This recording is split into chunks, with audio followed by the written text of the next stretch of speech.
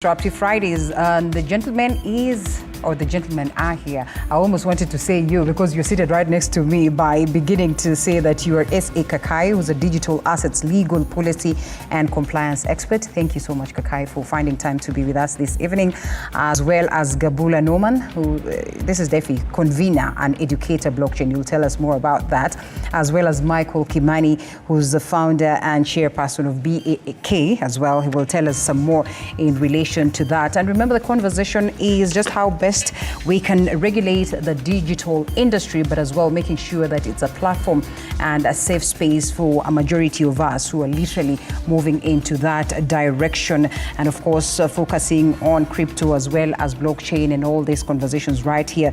Gentlemen, we focus much on the VASP bill, the Virtual Assets Service Provider bill. And perhaps the biggest question then would be, how does it then come in? And of course, what does it intend to regulate and in relation to the digital asset industry in the country? Who picks it first? There's no ladies first, there's just gentlemen. So we could always go with you then first. Yeah, I'll pick that first because I was the lead in drafting the Virtual Asset Service Provider bill. This bill is a significant milestone in what we call the crypto space. Because for a very long time, cryptocurrencies have been operating in regulatory ambiguity in Kenya, and consumers have ended up being scammed, and even companies that are coming into the country find it hard to find a clear licensing and regulatory framework. So what this bill is going to do is, first of all, ensure a very solid consumer protection.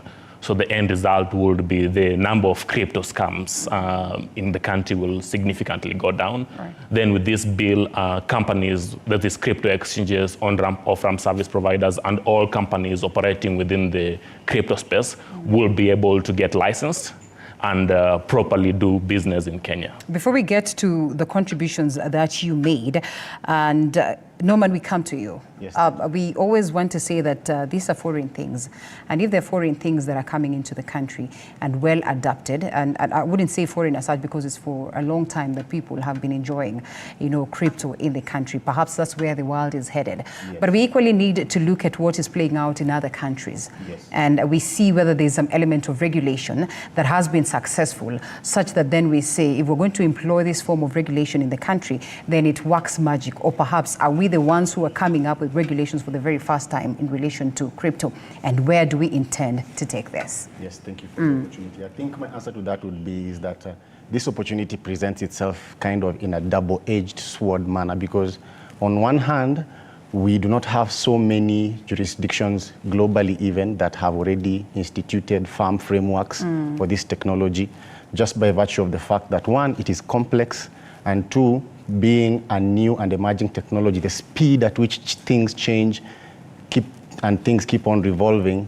has also made it difficult for regulators per se to try and catch up. So I would say, in as much as we should try and borrow from the best practices world over, it is a unique chance for ourselves to go and sit down and do in-depth research and inquiry for ourselves and see what best we can make out of it and craft laws and regulations and guidelines that work best for us. Yes. All right. And we come to you, Michael. As Blockchain Association of Kenya, one then would want to know, what are some of the key components that, they have been addressed in the VASP bill that have been proposed by you as an association? Thank you. So first of all, I think it's important to highlight that as an association, we came together as a community. A lot of us have been in the industry for a while, and this is a gap we've always identified from as far back as 2015. And it's really taken us a while to be able to come together and convince the government that there's a need for regulation. So there are several things that have been driving our need for this regulation.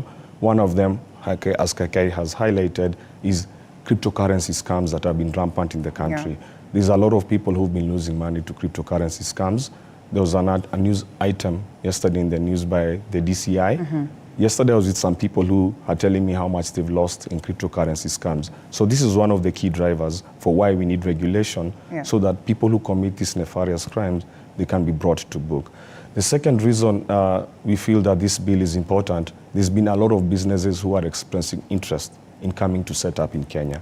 But because there's no regulation, they're not able to access critical infrastructure for operations, such as bank accounts. Since 2015, the central bank has put in place a warning to banks not to work with cryptocurrency companies, and therefore they've been unable to conduct business. So some of our stakeholders are people who want to see the market open up for business. Some of them are local businesses, some of them are foreign. The third reason why we really feel we needed this regulation is because this technology holds a lot of potential for innovation. We obviously want to show about the Disruptive Friday, and as an association, as a community, we believe that this technology and the innovation it offers can provide a way for our country to even innovate itself out of the problems, some of the problems that we have. So if we are able to have a framework and encourage innovation, we could attract investment into this market that could go into some of the sectors that require are desperate for this type of capital. And once again, back to my question, what are some of the key components addressed in the VASP bill that have been contributed by the BAK? So consumer protection is one of them, licensing framework is another, and also anti-money laundering and compliance frameworks. And even before it gets to the level of the bill, it's quite a dicey space, I would say. And most of the times, including myself, I have had to ask lots of questions in relation to understanding blockchain.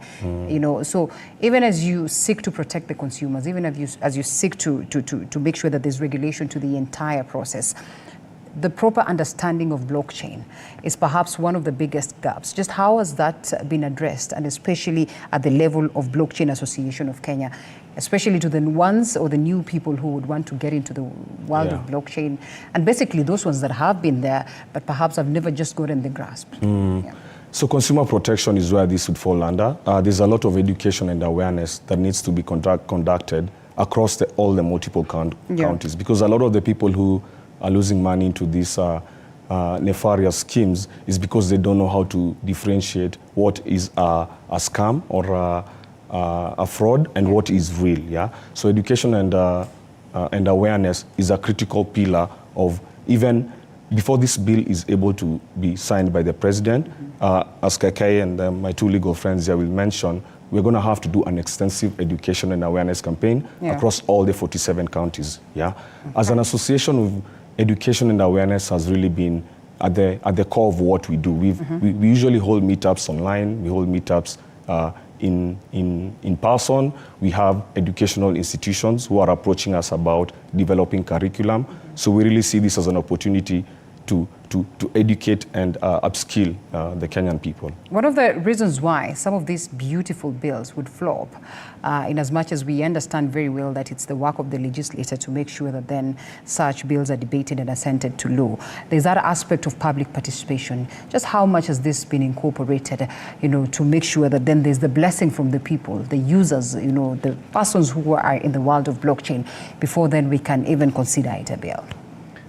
So I think I'll take that. That is what Kimani has alluded to. The current stage that the bill is at is draft stage. And the parliamentary process of bill drafting is 3 stages. So we as a community have come together to draft this bill. But after the first reading, of course, we would support Parliament in taking the bill to public participation. And it's a Commonwealth standard of taking the bill through the masses and educating them. And as Kimani has pointed out, we want to tour as many counties as possible. So at least 25 of the 47 counties, and educate them about not only about this bill, but all the nuances of virtual assets and cryptocurrencies.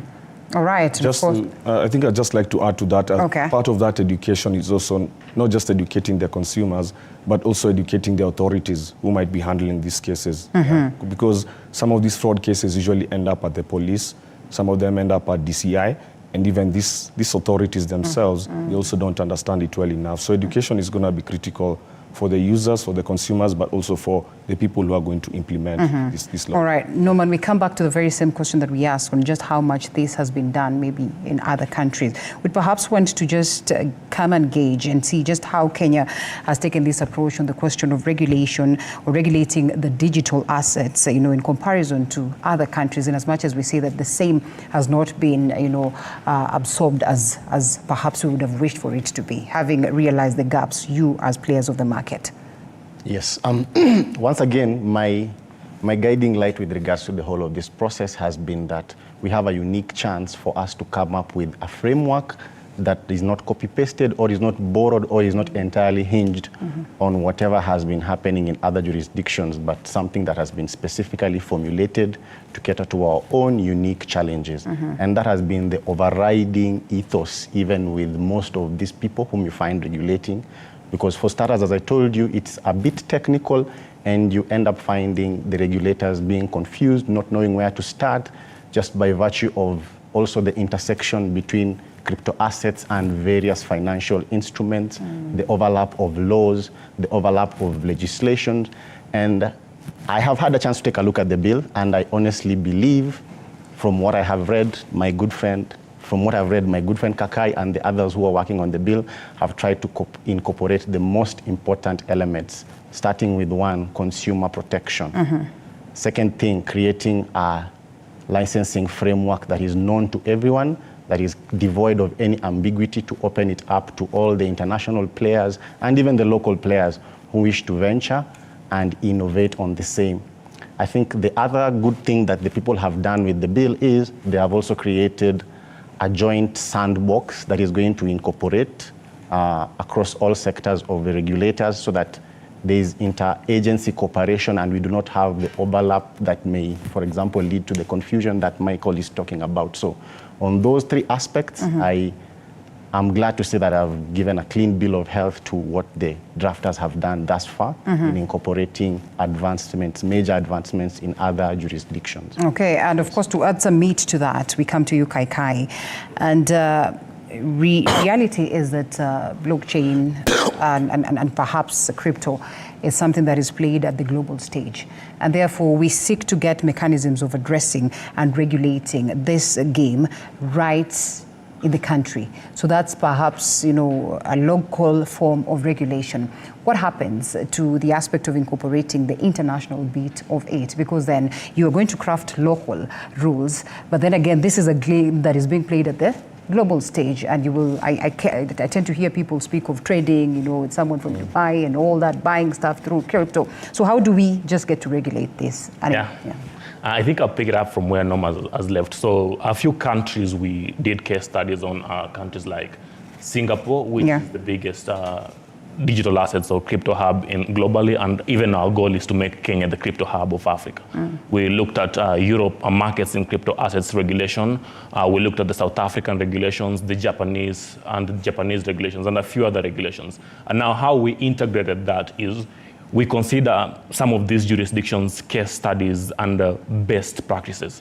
So what we did is, and as Michael mentioned, there's a lot of crypto companies who want to come and get licensed in Kenya. Some of these companies are licensed in up to 18 countries, with best practices being places like Switzerland and Singapore. So what we did is that we created a solution around the bill called the fast-track licensing model. So that if you're licensed by the Singapore Monetary Authority, we are fairly confident that the authority has done enough due diligence on you and is satisfied with your level of compliance.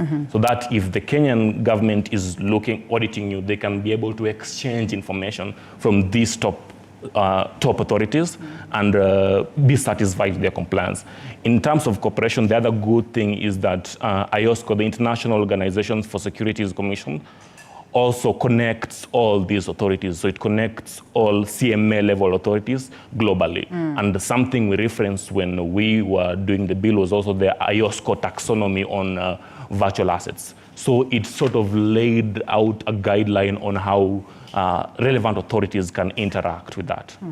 At the inception stage, what would you say is the feedback or perhaps the reaction of the players that you have shared this with, such that even before it goes to the level of National Assembly, then there's some element of appreciation and goodwill for the players to come in and push for the same? So in as far as players are concerned, I can classify players to category. We have, of course, government agencies as players, and we have the private sector as players. For the private sector, they are very much in support of this bill because people want clarity in doing business for any person doing business and investing probably up to $20 million into the country. They want to be guaranteed that the moment the rubber hits the road and I start running my business, I will not have my assets seized, I will not have any shutdown. So from the private sector, they want that consistency and predictability. So that has been the basis of their support. For government agencies, I can mention, for instance, the Capital Markets Authority who had a version of a bill to regulate virtual assets that was tabled in Parliament late last year. So our bill is a more detailed version of it. And the good thing that we also extensively engaging them in support of this bill. I can also mention other government agencies who compose of what we call the Joint Financial Sector Regulatory Forum, who have met twice. First on 15th December 2022 and second on 17th November 2023. And in all these occasions, these players committed to supporting policy efforts and regulation efforts towards virtual assets. Who are these players? This is the Central Bank of Kenya, the Capital Markets Authority, the Financial Reporting Center, FRC, SASTRA. So they have published 2 policy notices indicating commitment to support such efforts. Okay. So for this, it's very welcome both from government sector and from the private sector. All right, and most of the times we say that there's only one face that can speak, and we all conclude that it's government. But then again, feedback as well as suggestions are key in such a very delicate process, and I call it delicate because just how much it incorporates in terms of even safety of the monies of people. And so what are some of the steps that have been taken to ensure that then there's gathering of feedback as well as suggestions that is from the stakeholders across, such that into the VASP bill, then we make sure that, of course, this then is a beautiful and neat document before it proceeds to the next level. Yeah, so I think our organization was, like I mentioned before, was founded by a group of young people who were the first ones or early adopters in Kenya. Okay. And we formed the association, and we really wanted to see how this technology could benefit Kenyans. Obviously, it's been a long journey. So even when we started this bill formation process, we started it from a community-led perspective, yeah? So we started with the stakeholders who are within our network, yeah? And these are people who are familiar with cryptocurrencies, they are micro-influencers in their circles, and so forth. So this was the first circle of people. We started a series of forums as early as last year. So this process didn't just happen overnight. We started last year, and it's been like a 12-month roadmap process, yeah? And then from there, we've been moving it out of our circles into what we call non-crypto people. This could be people who are affected by cryptocurrency or the bill itself. These are the bankers. This could be startups, fintech startups, and so forth, yeah? So then we moved. Like the bill right now, the next step that the bill drafters are working on is now talking to such people, yeah? And then after that, we're going to go talk to government, yeah? And incorporate the government feedback. So this process has been community-led, and our goal is to try and get as much, we want it to be inclusive, yeah? And this has positioned Kenya right now, a lot of our peers in other markets like Nigeria and South Africa, where they have already regulation, they're looking at us and they are really impressed by the approach that we have taken, where we are trying to include everyone, yeah? So I really, and a lot of them are praising us for, this is the first ever African community-led bill project. It has never happened anywhere in Africa. And I think maybe my colleagues can correct me here, it doesn't happen anywhere in the world. So it's really special. All right. And just to add to that, with regard to engagement, even by the time the Parliamentary Committee of Finance and National Planning was directing us to do the bill, we had done several workshops with them, starting with the basics of educating each of them on what is actually cryptocurrency, what are the virtual assets. So by the time we got to the point of bill drafting, we had done extensive workshops and extensive consultations with Parliament, with CMA, with the FRC, and many other government agencies. So it's not that we just snapped and started doing a bill. We had some very, very deep mood sessions with all these agencies to figure out their concerns and yeah. So you're confident that this cannot be halted on basis of lack of public participation? Because then with bills, you can only cross fingers that they get to sail through. Norman, as an educator of blockchain, just how much have you begun speaking about this? Because then if you're going to talk about blockchain and train people on this and get people to understand, then perhaps I feel that this then would be a component that needs to be incorporated in the process of, educating these people.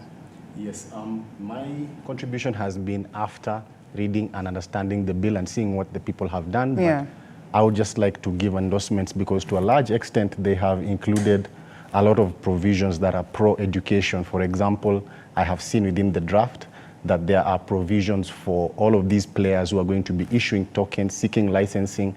They have to give full disclosure on a range of policies.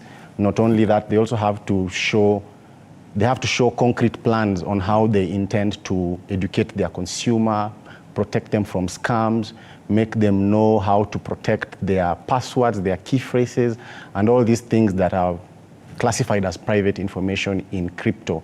Myself as an educator, I see this as a good push because when I'm out there producing my content, when I'm out there speaking on Twitter Spaces, sharing my knowledge with others, I do not get to be viewed with skepticism from the general public because now this comes not only from myself, but it is also enmeshed within the regulation. You see, right now with the kind of scams and problems that you're facing, you will be viewed with skepticism if you go out there to announce yourself that you want to train people on this and how it's done. And someone is going to take 2 steps back likely and figure out whether they can trust you or not. Yeah. But just given the fact that there is the regulatory push backing it up right now, I believe it is also going to do well for the general populace in terms of keeping us protected and giving us room and leeway to get all the information required before taking any chances. Mm-hmm. And I know you have attempted to explain this, but just to take it a little bit further, in the event that this bill then ascends to a level of being an act, just what impact will it have on the country's economy and more so on the question of tax revenues? Yeah, so I am a tech entrepreneur. In fact, I'm a co-founder of a tech startup that is in the cryptocurrency Web3 industry. And I think for me, the biggest impact this bill, if it passes, the biggest impact it will have is it's going to formalize a lot of business and a lot of commercial entities that have been trying to get into the market. So I think the first thing you're going to see is a lot of inflows of new companies coming to register in Kenya and all the capital investment that comes with that. Yeah, so that's really the first.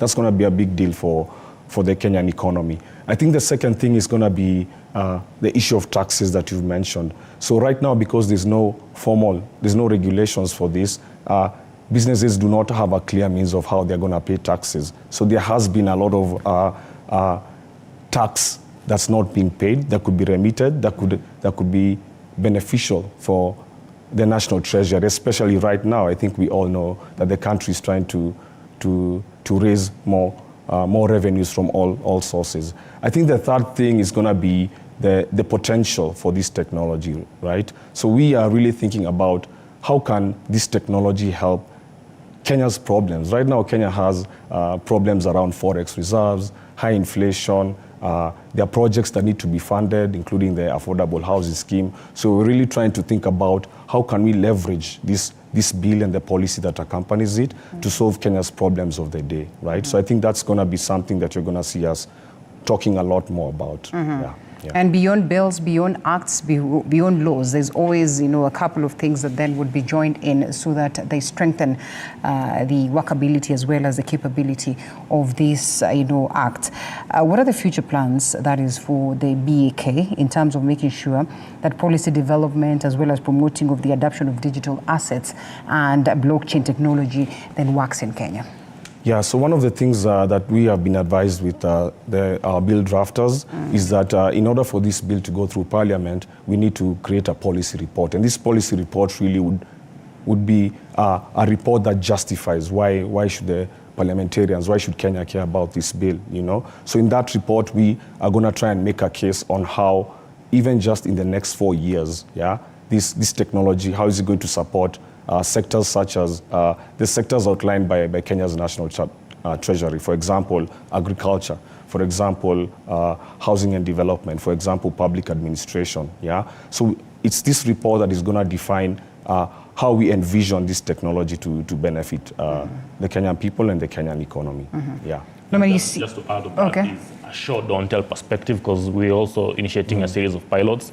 And even beyond cryptocurrencies, there's a lot of tokenization projects that have happened in countries like Switzerland, where, for instance, Michael has mentioned the affordable housing. So, for instance, instead of imposing an affordable housing levy, another option would be tokenization of the affordable housing project and allowing government to fundraise through tokenization. Same thing to tokenization of things like government bond. So primarily what tokenization looks like, for instance, in an example of government bonds, will be every year when the Treasury, National Treasury rolls up its bonds, you have an institutional investor who can be able to come and purchase the government bonds in wholesale and fractionalize them or break them down to pieces on blockchain and resell them at the secondary market as fractions or as tokens. So there's a very big opportunity here beyond taxes, and that is the kind of use cases and opportunities this bill can be able to demonstrate. So just to wrap up that thought, I think he's mentioned something critical.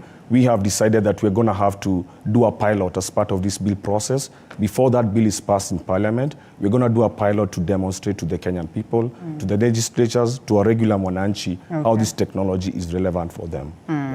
Which is something unique. All right. Well, decentralized finance, of course, they say it uses emerging technologies to remove third parties and as well as centralized institutions from financial transactions and all this. It brings me to a point of just trying to understand what they keep saying about the tourists. That's, and I'm sorry to use this example, but you're always reminded that even as you intend to fight the terrorists, just know that they are a step ahead. And in this case, we want to address a concern, perhaps the scammers, just to make sure that people are getting into the world where, their finances are safe. So the assumption is that they are a step ahead, whoever they are, the scammers, the systems, and all that.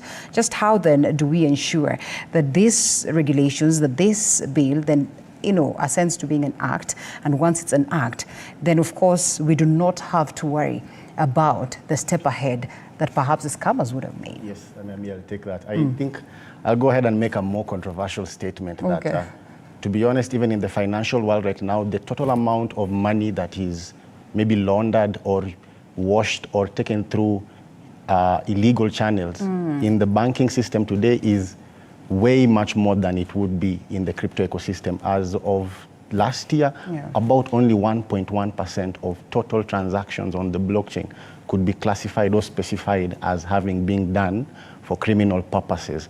Then the second thing, and that is the beauty of the blockchain, is that it is open for anyone to go and audit, right? Once you understand who owns the address or who is the entity controlling whatever address has made any transactions, then you can always go back and trace them on the permanent record, and it is immutable, and you'll be able to see what went where at what time, what amount was transacted, and it is also so easy in that way to narrow down to whoever these players might be engaging, in financial crime. And even as the technology is growing right now, it is also creating much more opportunity in that realm. For example, in the realm of compliance, there are people who are investigators, there are people who are creating security-based software for all of this. So it's also a good challenge, because the way technology operates, you don't know what's going to happen tomorrow unless you get there. And it's up to the dreamers, to take their time to build up, and then whatever happens or whatever comes out of that, you'll always find ways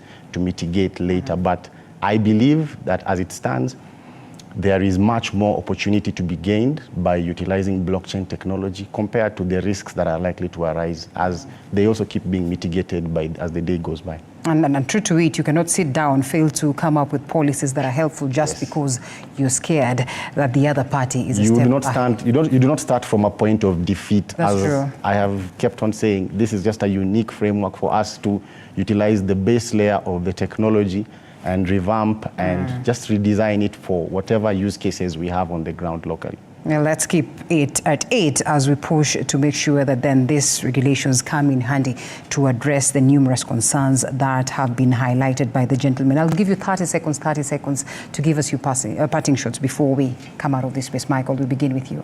So my parting shot really is, maybe I'm going to speak to the people who run our governments, our institutions.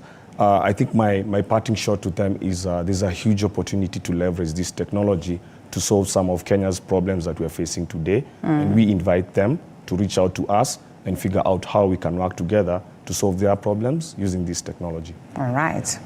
Let's come to Kakai. Yeah, my parting shot is Kenya has always regarded itself as the Silicon Savannah, priding itself as the hub of innovation in Africa. So we should just keep up the spirit and graduate to the Web3 blockchain Savannah. Then to you, as we close. I think my sentiments are just going to ride along on what my two colleagues have said. I believe we have a unique chance to create something new for ourselves. Just as Kakai has said, Kenya has been on the front line of accepting and incorporating new technology into its ecosystem. So this is just one more chance for us to do what we've been used to and to take it away and run away with it. Yes. And the beauty of it is that the world is open for basically everybody to contribute and to give their feedback on this, and therefore eventually then we find a document that indeed serves the purpose and incorporates the needs and the desires of every other individual or stakeholder. Last speaker, Gabula Norman, who's an educator of blockchain. Thank you so much for speaking to us this evening, as well as S.A. Kakai, digital assets legal policy and compliance expert right next to me. And on my father's right is Michael Kimani, founder and the chairperson of BAK. We close it at this very point. Thank you once again, gentlemen, for managing to speak to this matter in such a short time, but equally extensively.